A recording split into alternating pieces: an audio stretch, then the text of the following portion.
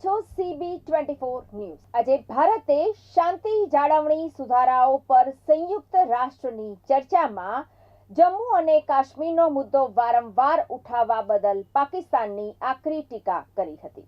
ભારતે ફરી એકવાર આંતરરાષ્ટ્રીય મંચ પર સ્પષ્ટ શબ્દોમાં કહ્યું છે કે પાકિસ્તાને POK ખાલી કરવું પડશે। પાકિસ્તાન POK પર ગેરકાયદેસર રીતે કબજો કરી રહ્યું છે। મંગળવારે ભારતે શાંતિ જાળવણી સુધારણાઓ પર સંયુક્ત રાષ્ટ્રની ચર્ચામાં જમ્મુ અને કાશ્મીરનો મુદ્દો વારંવાર ઉઠાવવા બદલ પાકિસ્તાનની ટીકા કરી હતી। સુરક્ષા પરિષદમાં બોલતા યુએનમાં ભારતના કાયમી પ્રતિનિધિ રાજદૂત પર્વથા નેની હરીશે કહ્યું કે આ ટિપ્પણીઓ અયોગ્ય હતી અને પુનરોચ્ચાર કર્યો કે આ ક્ષેત્ર ભારતનો અભિન્ન ભાગ હતો, છે અને હંમેશા રહેશે। રાજદૂત પર્વથા નેની હરીશે કહ્યું કે પાકિસ્તાનના પ્રતિનિધિએ ફરી એકવાર ભારતીય કેન્દ્રશાસિત પ્રદેશ જમ્મુ અને કાશ્મીર પર અયોગ્ય ટિપ્પણી કરી છે। આ રીતે વારંવારના ઉલ્લેખો કરવાથી તેમના ગેરકાયદેસર દાવાઓ કાયદેસર ઠરાવી શકાય એમ નથી અને ન તો તેમના રાજ્ય પ્રાયોજિત સરહદ પારના આતંકવાદને ન્યાયી ઠરાવી શકાય।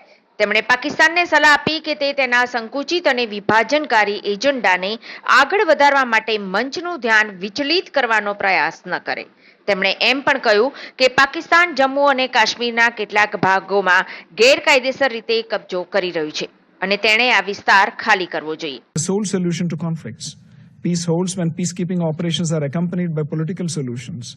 These can only emerge when there is coherence within the UN Security Council. It is thus imperative to reform the Security Council in both categories to make it more reflective and representative of current geopolitical realities.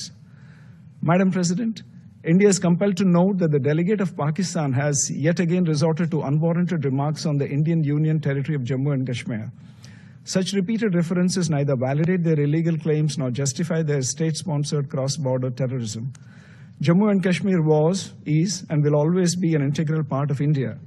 Pakistan continues to illegally occupy the territory of Jammu and Kashmir, which it must vacate. We would advise Pakistan not to try to divert the attention of this forum to drive their parochial and divisive agenda. India will refrain from exercising a more elaborate right of reply.